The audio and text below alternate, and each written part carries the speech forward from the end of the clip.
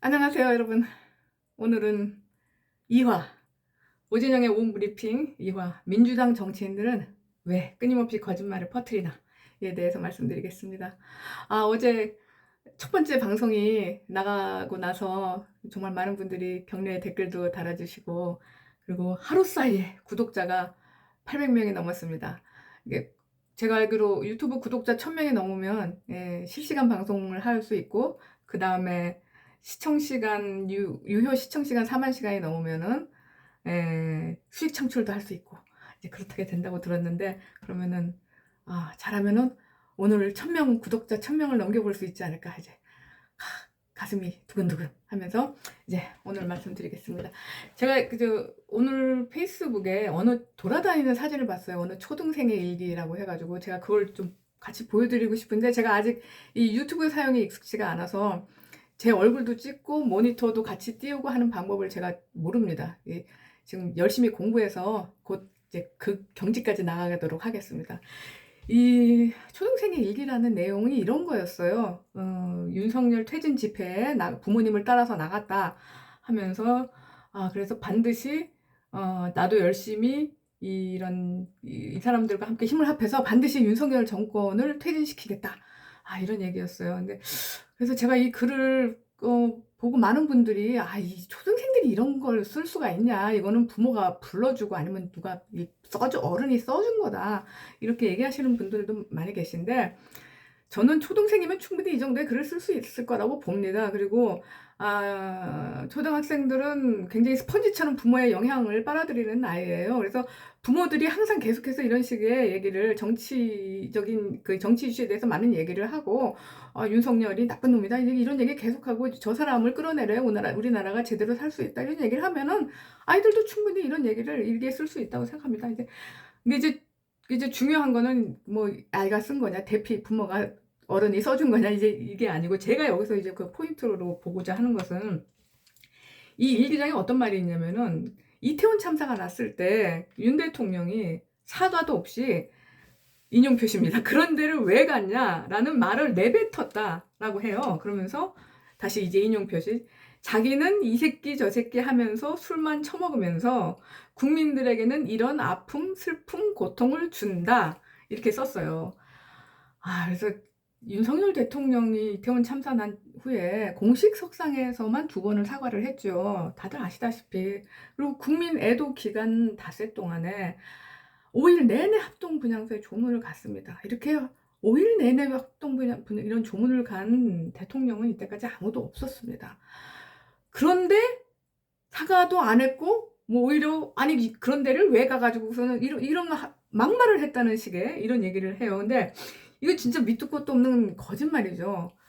근데 제가 왜 이거를 말씀을 드리냐면은, 이 민주당 지지자들, 그리고 민주당 정치인들, 민주당 국회의원들이 가짜 뉴스를 퍼뜨리는 패턴이랑 이게 딱 맞아 떨어져서 제가 지금 말씀드리는 거예요. 그러니까 이 사람들은 아무 근거 없는 그냥 황당무계 그 자체인 사실을 얘기하면서, 거기다가 약간의 그것도 사실이 아니고 사실인 것처럼 사람들이 인지하는 걸 섞습니다. 그래서 맑은 물에다가 파란 잉크 한 방울 떨어뜨리면 파란 물이 되는 것처럼, 약간의 사실인 것처럼 인지되는 그 사실이 다른 모든 진술을 사실인 것처럼 보이게 하는 그 효과를 보이는 거죠. 이게 지금 이 초등생이 자기는 이 새끼 저 새끼 하면서 술만 마신다는 거, 이 새끼 저 새끼 하는 게 어디서 나온 말인가요? 일단 MBC가 이걸 만들었죠. 그 음성 전문가도 모르겠다고 하고 첨단 음성 기계로도 잡을 수 없는 말에다가 EXX라는 자막을 입혔어요. 그래서 마치 사람들이 이게 이 새끼라는 욕을 한 것처럼 그걸 알게 만든 겁니다. 거기다가 또 그 외에도 또 이 새끼 저 새끼란 말이 귀에 익습니다. 누가 했죠? 이거 이준석이 했습니다. 지난 8월 달에 대국민 기자회견에서 이준석이 이렇게 말했죠. 인용 표시. 저에 대해서 이 새끼 저 새끼 하는 사람을 대통령 만들기 위해 당대표로서 열심히 뛰어야 했던 제 쓰린 마음이 선당후사였다 라면서, 그때 이런 너무나 분하고 자기 연민을 못 참아서 막 눈물을 흘렸던 그 장면 기억하시죠?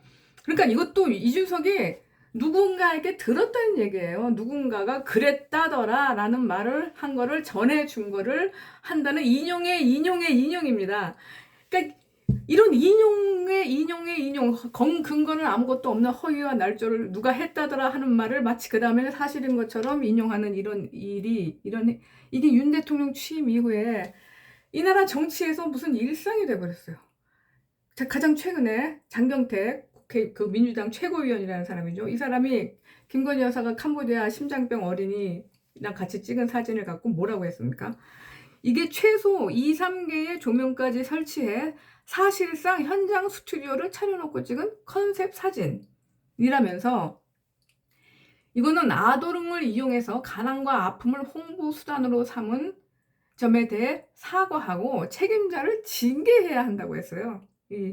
이 포르노 장경태죠. 이 사람은 이제 영원히 제가 포르노 장경태라고 불러줄 겁니다. 그래서 대통령실에서 조명을 사용한 적이 없다 하니까 근거를 밝혀라 하니까 장경태가 자기는 인용을 했다? 인용을 했다는 게 뭐죠? 어느 외국 커뮤니티 사이트에 올라온 개인 의견을 그걸 또 한국 사람이 갖고 와서 한국 SNS에다가 이런 말이 있네 하고 올린 거를 그거를 갖고 와서 한 거예요. 이것도 인용인 거예요. 그럼 근데 장경태보다도 더한 그 거짓말로 음해하는 대표 선수가 있죠. 김의겸이죠. 흑석 김의겸 씨. 이 김의겸 씨가 청담동 술집에서 대통령, 법무부 장관, 김현장 변호사 30명이 새벽 3시까지 광란의 술자리를 벌였다. 광란의 술자리. 이게 사실이라면 탄핵감이다 하면서 이 새빨간 거짓말을 이 완전 그 루머 헛소문을 국회 대정부 질문 자리에서 얘기했어요. 그 다음날 민주당 최고위원회에서 또 이 첼리스트라는 여자의 음성 녹취를 틀고 TF팀을 구성해서 국정조사를 하자고 난리가 났습니다.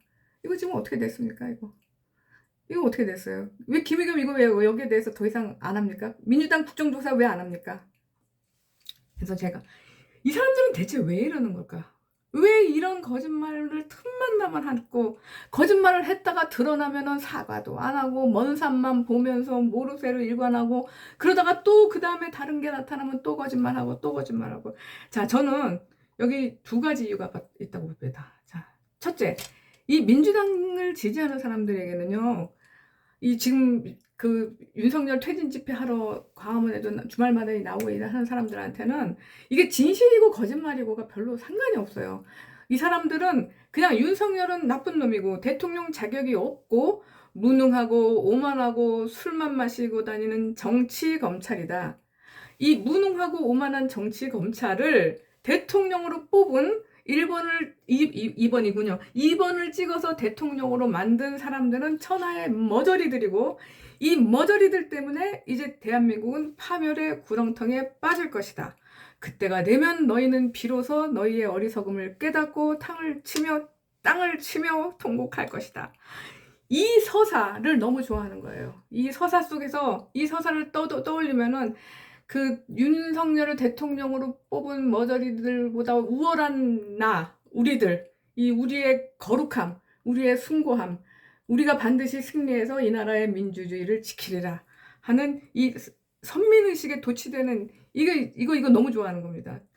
이걸 너무 좋아하는 사람들에게 서영교나 장경태나 김의겸 같은 국회의원들이 계속 그 사랑하는 서사와 선민의식을 고취시킬 수 있는 발언을 들려주는 겁니다.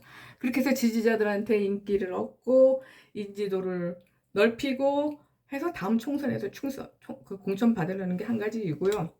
그리고 또 2번째 이유. 이게 박근혜 대통령 탄핵으로 인한 일종의 학습 효과죠.